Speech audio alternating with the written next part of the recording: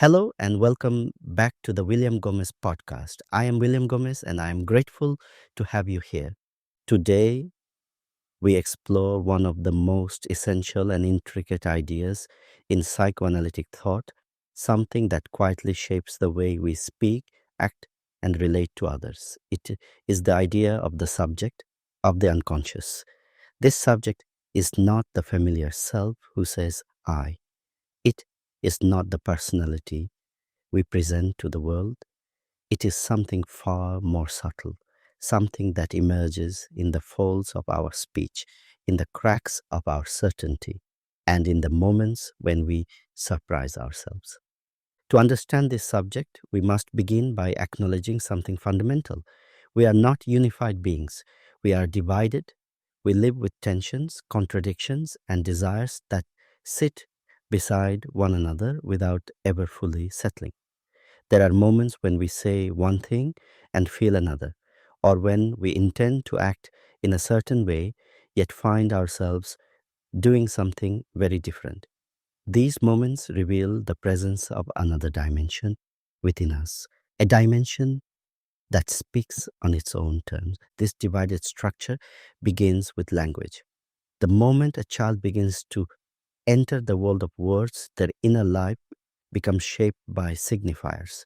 These signifiers do not simply describe the world, they organize the child's experience, shape the child's sense of self, and create the framework through which desire becomes possible. The symbolic world the child enters is already established before their birth.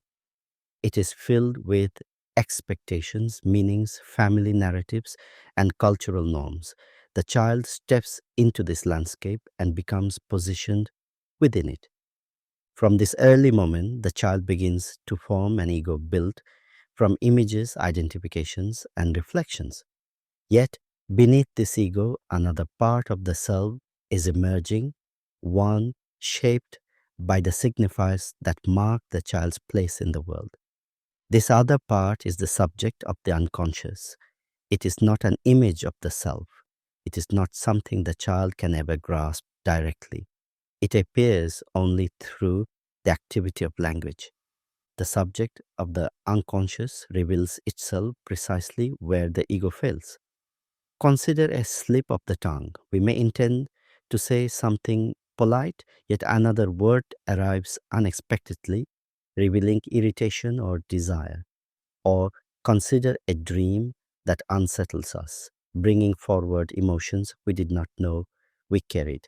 These are moments when the unconscious speaks, not in symbols of instinct or myth, but through the very structure of language itself. The unconscious speaks through signifiers, and the subject appears in this speaking. This subject is also revealed in something more subtle. When we speak, we often believe we know what we mean, but if we listen closely, we notice that our words sometimes betray us. We qualify statements unnecessarily. We deny things before anyone asks. We make small jokes that land a little too sharply. These small movements in a speech reveal the presence of the unconscious. They show that something else is guiding our language, something beyond deliberate intention. This is why in psychoanalytic listening, the smallest details matter. A repeated phrase, a hesitation, a contradiction, a sudden change of tone. These are not accidents.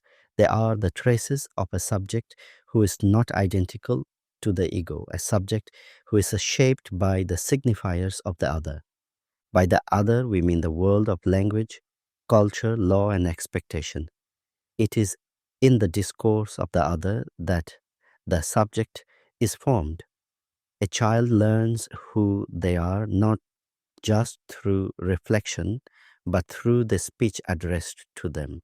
When a parent describes the child, interprets their behavior, or expresses hopes and worries, the signifiers enter the child's world and help shape their identity. The ego may believe it knows itself, but the subject emerges from the ways it has been spoken about, categorized, and positioned in the symbolic world. This is why the subject is never entirely self present. It is always somewhat elsewhere, oriented toward the signifiers that define its place. The subject appears in the gaps between the signifiers, in the tension between what we consciously believe and what our language conveys. It appears in the contradictions that pull us in different directions. It appears in the moments when we feel estranged from ourselves. The unconscious subject is not a reservoir of instinctive energy. It is not a hidden personality waiting to be discovered. Rather, it is something fluid, shifting, and always partially absent. It flickers in and out of view. It appears when something interrupts the smooth surface of speech. It appears when a desire asserts itself unexpectedly. It appears when we feel compelled to repeat something we do not consciously understand. One of the most powerful ways the subject makes itself known is through symptoms. A symptom is not simply a malfunction, it is a meaningful formation. It carries a message. It expresses something the individual has not been able to articulate in ordinary speech. A physical habit, a recurring anxiety, a pattern in relationships all hold a logic that is shaped by signifiers operating outside conscious awareness. In this sense, the symptom is a way the subject speaks. The subject also speaks through absence. There are things we cannot say, not because they are forbidden, but because they remain unformulated. That silences are not empty. They contain the structure of the subject. They reveal what has been repressed, displaced, or never brought fully into language. One of the striking features of the subject is that it does not coincide with itself. It is divided not between true and false parts, but structurally divided by the very nature of language. Language both represents us and misrepresents us. It allows us to speak and at the same time ensures that something always escapes. No matter how carefully we craft our words, something is left out, something slips, something refuses to be contained. This remainder is part of the structure of the subject. Because of this, the subject is never finished. It is not a stable essence, but a movement. It is shaped by the signifying chains we inhabit, by the desires we inherit from the other, and by the ways in which we try to make sense of ourselves through language. And yet, within this process, there is space for transformation. The subject may be divided, but it is not fixed. It can shift as new signifiers enter our world as we interpret ourselves differently and as we encounter the limits of our own understanding. The subject also emerges in the experience of alienation and separation. We are alienated in language because we must speak in the terms available to us, not in terms of a private inner essence. We are separated from ourselves because we cannot fully control the meanings that shape us.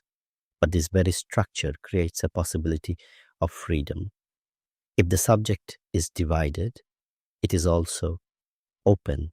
It is not bound by determinism. It has the capacity to relate differently to the signifiers that define it. This is why psychoanalytic work focuses not on strengthening the ego, but on listening for the subject. It seeks it to create conditions where the subject can speak, where the hidden logic of symptoms can emerge, and where new relationships to desire can form. The subject is not uncovered like a lost object. It is encountered in the act of speaking and in the act of listening. As we come to the end of this episode, I invite you to consider the moments in your life when you have surprised yourself, the moments when your speech carried more truth than you expected, the moments when a dream unsettled you, when a symptom puzzled you, or when a contradiction revealed something you had not yet acknowledged. These are moments when the subject appears. They are not accidents, they are invitations. They show that beneath the surface of our daily identity, there is a life of language that speaks through us, guiding our desires, shaping our relationships, and revealing truths we may not yet be ready to face. To listen to this subject is to approach ourselves with patience, curiosity, and compassion. It is to recognize that we are more than what we consciously know. In our next episode, we will explore the chain of signifiers, the structure through which meaning shifts, slides, and forms new connections. This will deepen our understanding of how the unconscious speaks and how the subject is continuously shaped by language. Thank you for listening. This is the William Gomes podcast. Take care of yourself, stay curious, and I will speak with you again soon.